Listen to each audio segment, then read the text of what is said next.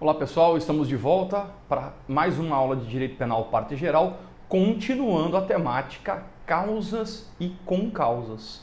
Lembrando que nós vimos na aula anterior as causas absolutamente independentes, pré-existentes, concomitantes e supervenientes.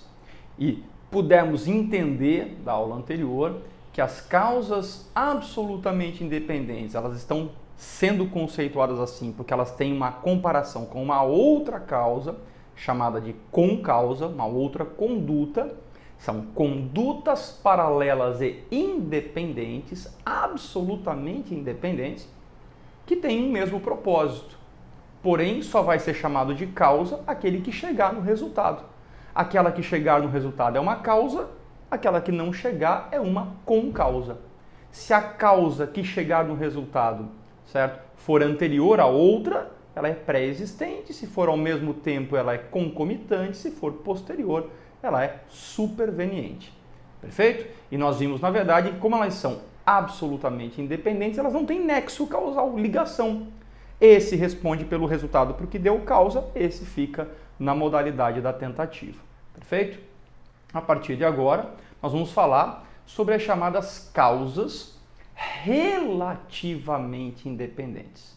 Então percebam agora que não há mais uma independência absoluta. Elas meio que se entrelaçam agora. Puxa vida, elas se entrelaçam. Diz que é uma causa relativamente independente a seguinte conceituação: origina-se da conduta e comporta-se como se por si só tivesse produzido um resultado, não tendo uma decorrência normal da esperada. Perfeito. Porém, elas têm um entrelace e pode ser chamada de causa relativamente independente pré-existente, concomitante e superveniente. A parte conceitual, basicamente, é a mesma. Vocês só vão perceber através dos exemplos que elas não conseguem agora estar totalmente desconexas, absolutamente independentes. Não, elas vão ter uma relação entre si. E como elas não são absolutamente independentes, que não há nexo causal entre uma e outra, e sim apenas nessa ação com aquele resultado, ou nesta ação com aquele resultado, elas acabam entrelaçando. Nas absolutamente independentes, quem deu o resultado responde. Quem chegou no resultado responde. Quem não conseguiu fica na tentativa. Como ficam agora as causas relativamente independentes se elas se entrelaçam? Vamos dar uma olhada. Causa relativamente independente pré-existente.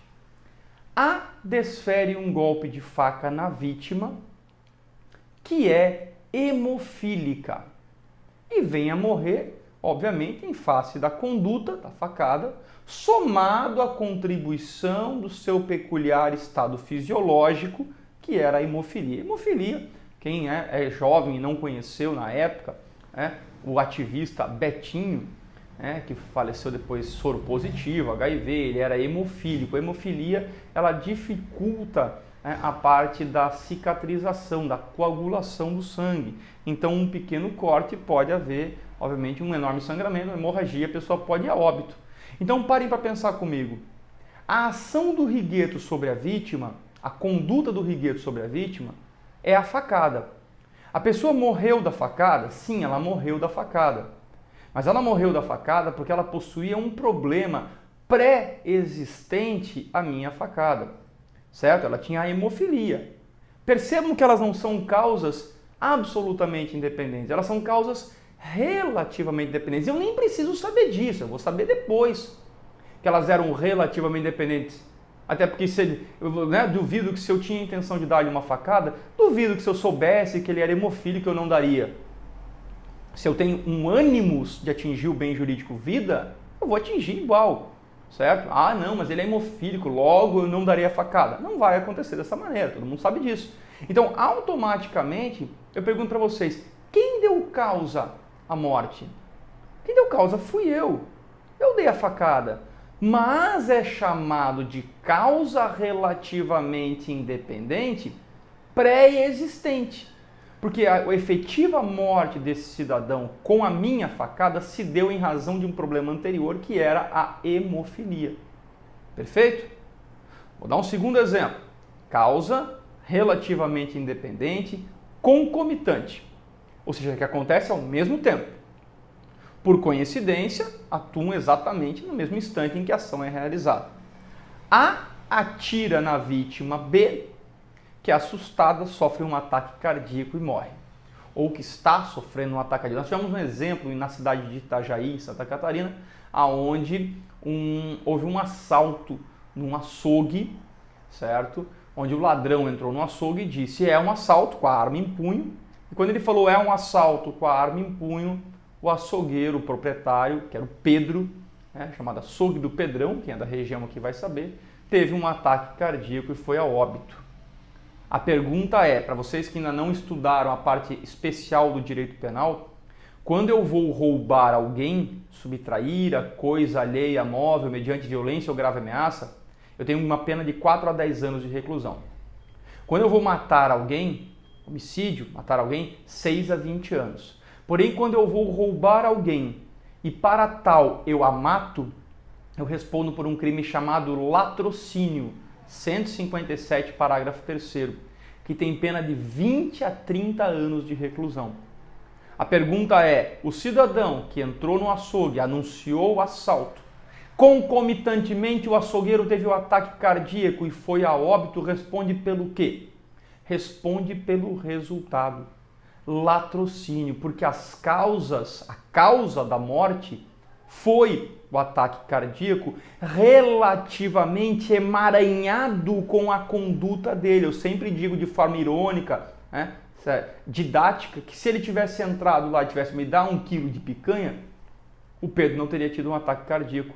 Como ele entrou com a arma em punho, o açougueiro teve um ataque cardíaco. As causas foram concomitantes. O ataque aconteceu ao mesmo tempo. O rapaz responde pelo resultado. Perfeito? Agora tem uma pegadinha. Causa relativamente independente, superveniente, que vem depois da conduta principal. Olha que loucura isso aqui. Porque agora nós vamos passar do artigo 13 caput para o artigo 13, parágrafo 1º do Código Penal, que diz assim, a superveniência. A vítima de um atentado, de uma briga, de um tiro, de uma facada, ela é levada ao hospital e no caminho sofre um acidente, vindo pelo motivo do acidente a falecer. Raciocina comigo. Eu vou ler o parágrafo 1º e depois nós vamos voltar a falar, dos resultados disso. Olha o que diz o parágrafo 1º do artigo 13. A superveniência da causa, ou seja, a causa que veio depois, a superveniência da causa relativamente independente. Por que é relativamente? Porque você só estava dentro da ambulância porque eu lhe dei uma facada. Você só estava dentro da ambulância porque eu lhe dei um tiro. Por isso que há uma relatividade entre uma e outra. Se não houvesse relação nenhuma, seria absolutamente independente. A superveniência da causa relativamente independente exclui a imputação. Exclui. Tira o apontar o dedo. Tira a imputação. Quando por si só produziu o resultado. Eu vou explicar. Ponto e vírgula. Os fatos anteriores, entretanto, imputam-se a quem os praticou. Eu lhe dou um tiro, você é socorrido por uma ambulância do SAMU, o SAMU está te levando para o hospital, no trajeto um motorista de um caminhão bêbado bate na ambulância do SAMU e você falece em meio às ferragens da ambulância do SAMU. Quem deu causa à sua morte? O motorista embriagado do caminhão que bateu na ambulância do SAMU. Quem tem que responder pelo resultado? O motorista do caminhão embriagado que bateu na ambulância que você estava sendo socorrido. Fechou? Só que olha só, ela é uma causa relativamente independente, porque você só está dentro da ambulância porque eu lhe dei um tiro. Mas o tiro não foi a causa da morte. A causa da morte foi o acidente de trânsito. Repito, a superveniência da causa relativamente independente, ou seja, o acidente de trânsito causado pelo motorista embriagado na ambulância do SAMU, exclui a imputação, tira de mim a responsabilidade pela morte, quando? por si só produzir o resultado. Então, quer dizer, imagine que você estivesse dentro da ambulância sem tiro. Vamos só imaginar isso. Tá? Você tem que estar lá com tiro, mas imagine que você estivesse sem ter levado tiro. Dentro da ambulância. O motorista embriagado iria bater, você iria morrer igual. Então, retira de mim a responsabilidade, eu que dei o tiro, quando o acidente por si só te levar a óbito. Entretanto, os fatos anteriores, o tiro que eu dei anteriormente, imputa-se a quem os praticou. Então vai acontecer o quê? Motorista do caminhão que bateu na ambulância e matou você. Homicídio, eu que tentei matar, tentativa. Então, assim, a diferença clássica aqui, tá, do artigo 13, parágrafo 1º, certo? É que com a exceção do parágrafo 1º, onde o agente responde pela tentativa, na pré-existência e na concomitância da causa relativamente independente, a pessoa responde pelo resultado. Então, para pensar. Na absolutamente independente, tem duas. Não se conectam. Aquela que chegar no resultado responde, aquela que não chegar, tentativa. Se aquela que chegou era antes do outro, pré-existente. Se era junto com o outro, concomitante. Se era depois do outro, superveniente. Esse que chegou no resultado responde pelo resultado. Esse que não conseguiu chegar, fica na tentativa. Nas relativamente independentes, elas estão entrelaçadas. Pode acontecer que esse entrelace seja um pouco anterior, pré-existente, a hemofilia e a facada, respondo pelo resultado. Concomitante, ao mesmo tempo, certo? Respondo pelo resultado, no caso do açougue e do Pedrão. Ou pode ser superveniente, depois. Quando eu falo de uma causa relativamente independente superveniente, eu não posso ler só o artigo 13, eu tenho que ler o parágrafo 1º do artigo 13, que diz, na verdade, que a superveniência, o algo que aconteceu depois, numa causa relativamente independente, que tem relação com os fatos anteriores, retira a obrigação do cidadão que praticou a conduta anterior, quando ele sozinho resultar a morte. Entretanto, aquilo que o agente praticou anteriormente, ele vai responder, obviamente, aí vai ser imputado a ele a tentativa em si. Perfeito? E para fechar a nossa temática, tá, nós temos ainda o parágrafo 2º do artigo 13, tá? E esse parágrafo 2º é bem legal, tá? Ele é bem objetivo, certo? Eu vou mostrar para vocês de que forma que ele funciona e a gente encerra a temática causa com causa aqui. O parágrafo 2º fala assim, ó, a omissão, ela é penalmente relevante. Quando você pratica uma conduta omissiva, deixar de fazer, ela tem uma relevância no direito penal. Quando o omitente, quando você que deixou de fazer, devia e podia agir para evitar o resultado. Aqui nós temos que prestar atenção porque o ato de fazer, ele é obrigatório aos servidores públicos, aqueles que têm o dever de função, mas eles são mais morais do que legais para nós. Você vê um acidente, você é obrigado a prestar socorro num acidente? Se você não tem envolvimento com o acidente, a tua obrigação ela é mais moral do que legal. Agora, um funcionário do SAMU, um bombeiro que tem que entrar no mar para salvar alguém se afogando, um policial que tem que entrar numa linha de tiro, ele não tem opção, ele tem que fazer. Nós temos a faculdade, a ideia mais moral nossa do que legal, a deles é legal. Então a omissão, o não fazer, é penalmente relevante, o direito penal vai se preocupar com isso, quando o omitente devia e podia agir para evitar o resultado. E esse dever de agir incumbe a quem? Letra A. Quem tenha por lei obrigação de cuidado, proteção ou vigilância. Tá? Professor, como é que funciona essa primeira hipótese? Mãe que se recusa a alimentar o filho recém-nascido, né, fazendo com que pela sua negligência aí ele venha morrer por inanição. É a pessoa que tenha por lei a obrigação de cuidado, proteção e vigilância. Letra B. Quem de outra forma assumiu a responsabilidade de impedir o resultado, quem que de outra forma assume a responsabilidade de evitar um resultado? É o chamado dever do garantidor. Uma babá, um salva-vidas civil, certo? Um guia de escalada. Essas pessoas não têm previsão legal dizendo que uma babá assume a responsabilidade de outra forma de cuidar do teu filho.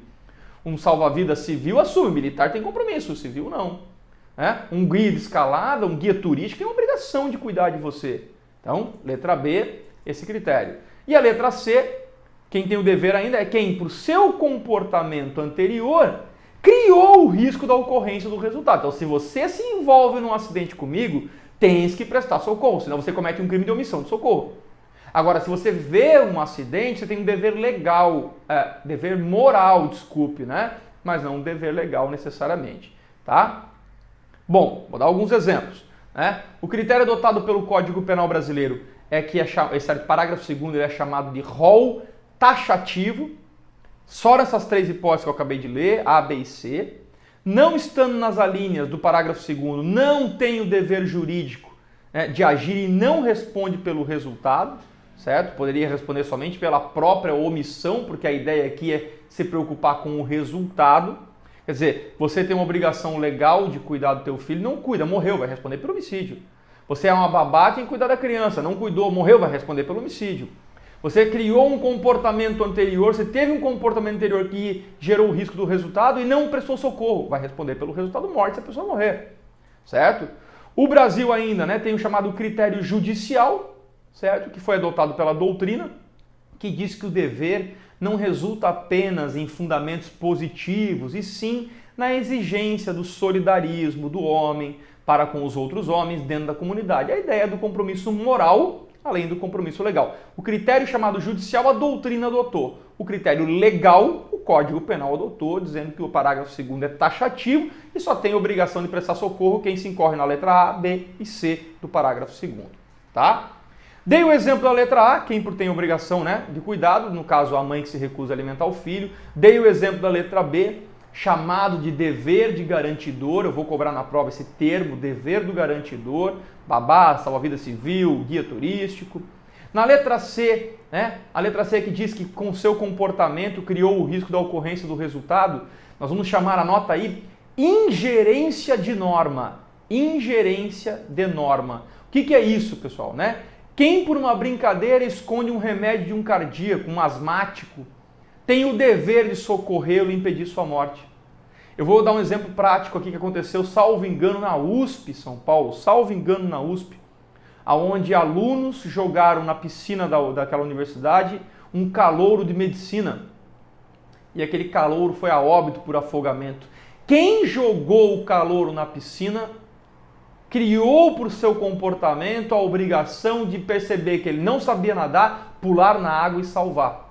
Se as pessoas que estavam olhando, se não fizessem nada, responderiam por omissão de socorro.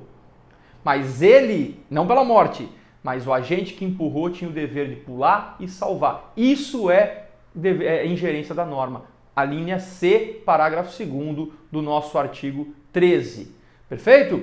Então assim, aqui nós encerramos a temática, né, da chamada causa e concausa, analisamos o artigo 13, as causas absolutamente independentes, as relativamente independentes, pré-existentes, concomitantes ou supervenientes, e tratamos ainda do parágrafo 1º, que é a superveniente, e do parágrafo 2º, chamada omissão penalmente relevante. Espero que vocês tenham gostado e entendido. Qualquer dúvida, estou à disposição. Bons estudos e até o nosso próximo encontro.